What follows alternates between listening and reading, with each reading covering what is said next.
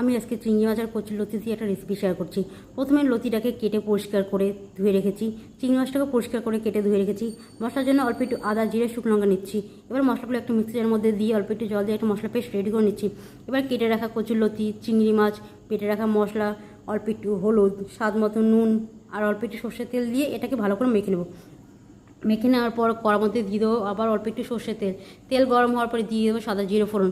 তারপরে দিয়ে দেবো মেখে রাখা চিংড়ি মাছ আর কচুর লতি। এটাকে দিয়ে 1 থেকে 2 মিনিট কষিয়ে নেবো।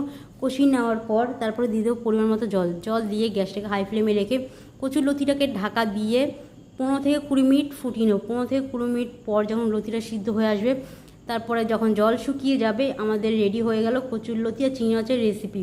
এটা করতে খুব বেশি একটা সময় লাগে না, আর খেতেও লাগে দুর্দান্ত। গরম গরম ভাতে এক কথায় অসাধারণ লাগে। এটা দেখতেও যতটা সুন্দর হয়েছে, খেতেও ঠিক ততটাই সুন্দর। আমার এই রেসিপিটা কেমন লাগলো কমেন্টে অবশ্যই জানাবেন।